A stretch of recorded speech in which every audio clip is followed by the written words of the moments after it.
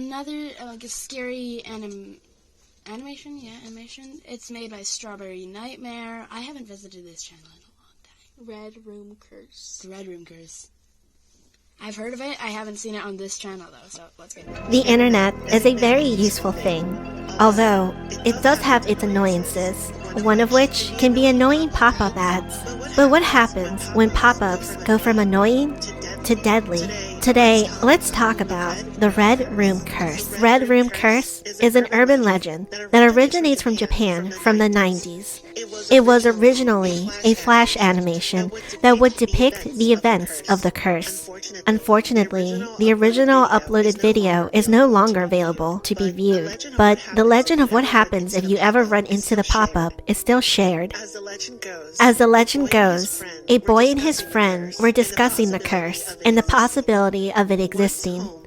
Once home, the boy, being skeptical about what his friend had told him, decided to look into it himself. Finding nothing on it, he was about to stop his search when a pop-up suddenly appeared.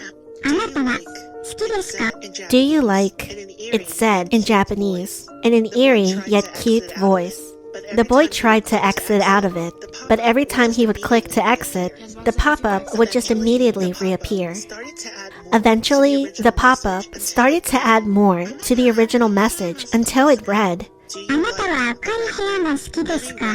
Do you like the red room? Then a red screen filled with names appeared. In it, he spotted his friend's name. It's not known for sure what happens next, but the victim does not survive this, and will be found in the room they were last in. Are said to be previous victims, and if you look into finding information about the Red Room Curse, it is most likely to find you.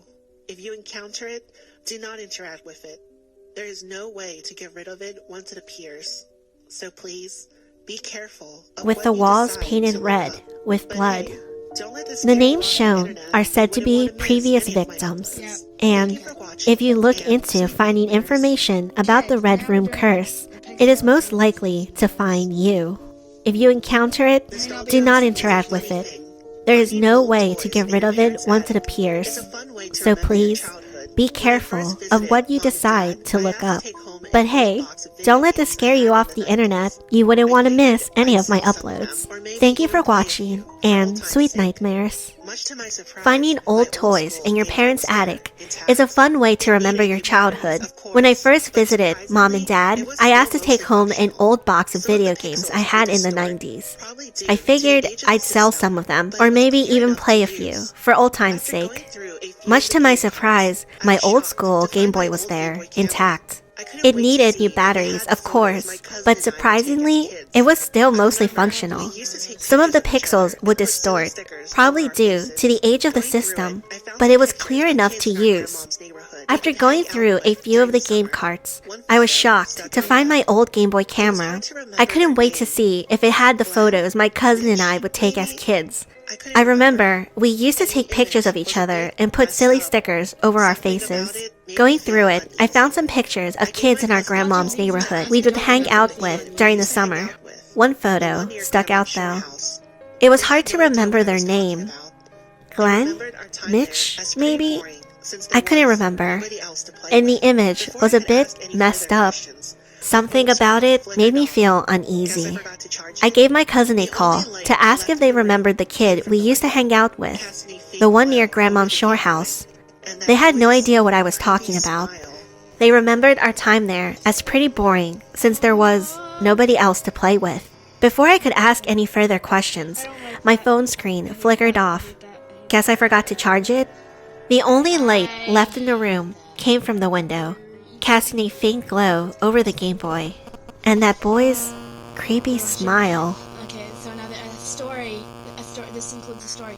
We were watching, me and my brother, we were watching like very scary videos, and like we're just sitting on the couch and we're just like not reacting to them because like we didn't really think it was scary, and it was like scary. Then we went on to Strawberry Nightmare, and there's this not scary, but it was kind of like a jump scare. And then we actually got scared then, and I elbowed my brother in the stomach. I think it was like a closet one. One more.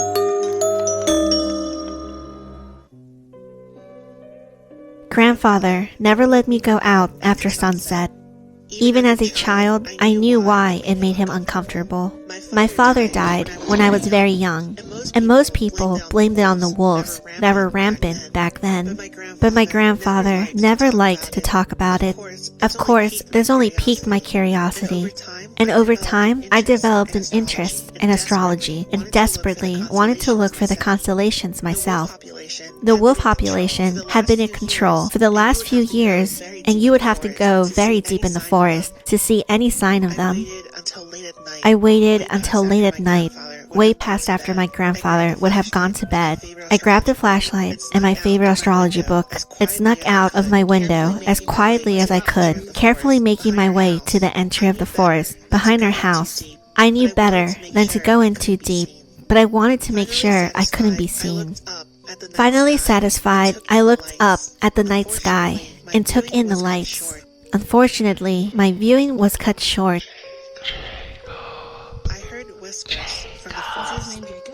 I heard whispers from the forest. I looked around in confusion.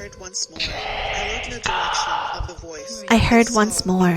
I looked in the direction of the voice and saw a man draped in shadows, shining my light on him. I was left aghast. Dad? I took a step forward without thinking. A gunshot came from behind me. That is not your father, I heard my grandfather say sternly. It was then I noticed how unnatural the creature claiming to be my father was positioned. Grandfather grabbed me by the arm and quickly led me back into the house. What was that? I asked.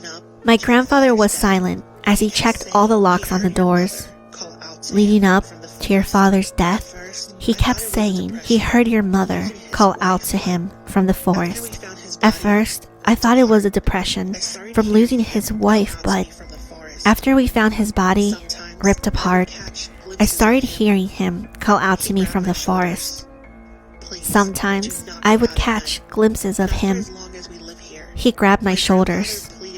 Please, do not go out at night. Not for as long as we live here. My grandfather pleaded with me, although at this point, I didn't have to be told. Okay, so that'll be the end of this video. Subscribe and like the video, like the outro's about to tell you to do. Bye.